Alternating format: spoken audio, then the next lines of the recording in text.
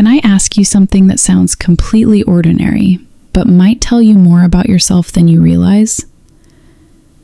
Think about the last time you left a meeting, a classroom, a family dinner, or even a coffee shop.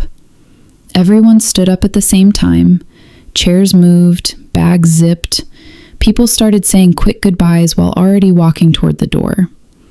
But have you ever noticed there's almost always one person who doesn't leave? They stay for a few extra seconds. Sometimes they're looking out the window. Sometimes they're pretending to check their phone. Sometimes they're quietly putting things into their bag much slower than everyone else. Have you ever wondered why? And here's the stranger question. Have you ever been that person? Because I have. More times than I'd like to admit. I used to think I was just slow at packing my things. Then one afternoon, I realized I wasn't waiting for my bag. I was waiting for my courage to catch up. That sentence hit me because I knew exactly what you meant. I always thought the last person to leave was just being organized. Then, one Monday afternoon, after a long meeting at work, I finally paid attention instead of rushing out. Everyone was already halfway to the elevator before I even stood up. The room became strangely quiet. That's when I noticed one colleague still sitting there, staring at the table as if the meeting hadn't actually ended. I smiled and asked, "Everything okay?" They looked up, smiled back, and quietly laughed. "Yeah, I just need 1 minute before I become social again." I laughed too, but on the walk back to my desk, I couldn't stop thinking about those words. Before I become social again. I'd never heard anyone describe that feeling so honestly. The funny thing is, nobody ever teaches us about those invisible moments. We learn how to introduce ourselves. We learn how to answer interview questions. We learn grammar, pronunciation, vocabulary. But nobody teaches us what happens in the quiet spaces between conversations. Those 30 seconds after everyone leaves. Those few deep breaths before opening the next door. Those tiny moments where we're trying to become ourselves again. And maybe, just maybe, that's where confidence is actually built. You know what surprised me the most? It wasn't that people stayed behind. It was that they all seemed to have the same look on their faces. Not sadness, not fear, just relief. Almost like they had been carrying an invisible backpack all day and could finally put it down for a minute. A few days after that meeting, I decided to stop rushing out too. I stayed behind for no reason at all. The room was almost empty when another colleague looked at me and smiled. "You're not in a hurry either?" I laughed and said, "Apparently not." We started talking while slowly packing our bags. No meeting agenda, no work, just normal life. We talked about the weather, weekend plans, and the little coffee shop across the street that somehow always played the same songs. It wasn't an important conversation, but it reminded me of something I'd forgotten. The best conversations usually happen after nobody is trying to impress anyone. That made me think about school. Do you remember what happened after the teacher said, "Class dismissed"? Suddenly, everyone became louder. Friends started laughing, people gathered in small groups, and someone always stayed behind to ask one last question. Funny enough, those last 30 seconds often felt more real than the entire lesson. Nobody was trying to sound smart anymore. People were simply being themselves. Maybe that's why so many English learners struggle. We spend so much time trying to sound fluent that we forget conversations aren't performances. They're connections.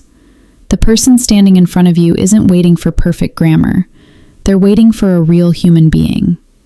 A few weeks later, something happened that proved that point. We had another meeting, and just like before, everyone stood up at the same time.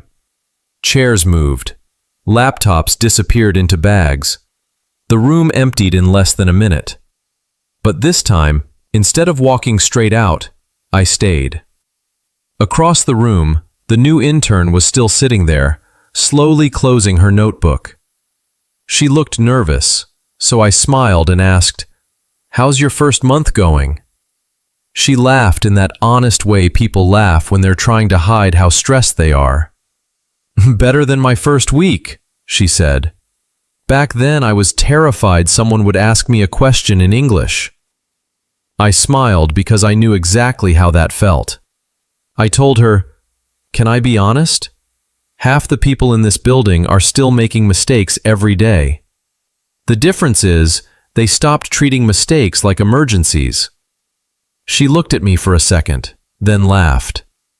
Isn't that interesting? We spend years chasing confidence, when sometimes all we really need is permission to be imperfect. Think about the people you enjoy talking to most. They're probably not the ones with the biggest vocabulary. They're the ones who make you feel comfortable enough to speak. They listen without interrupting. They smile before correcting you. They don't rush your sentences. Those people leave something behind after every conversation, not because they spoke beautifully, but because they made someone else feel heard. As we walked toward the elevator, the intern suddenly stopped and asked, "Can I tell you something?" I nodded. She smiled and said, "Every morning I write 10 perfect English sentences in my notebook, and by lunchtime I've used none of them." We both burst out laughing because I'd done exactly the same thing years ago. I looked at her and said, "Tomorrow don't prepare 10 perfect sentences. Prepare one real conversation." She looked confused. I continued, "Real conversations never follow the script in your notebook. That's what makes them real." She smiled, closed the notebook, and quietly said, "Maybe I don't need this as much as I thought." On my way home that evening, I kept thinking about that notebook. How many of us carry invisible notebooks everywhere we go, full of perfect replies we'll never use, full of conversations we'll probably never have, full of pressure we quietly place on ourselves every single day? Then I realized something that completely changed the way I see English. Fluency isn't about carrying better answers. It's about carrying less fear. The lighter your mind becomes, the more naturally your words begin to appear.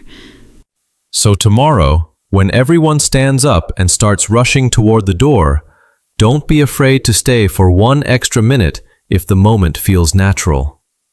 Smile at the person who's still packing their bag. Ask, "How's your day?" Hold the door open.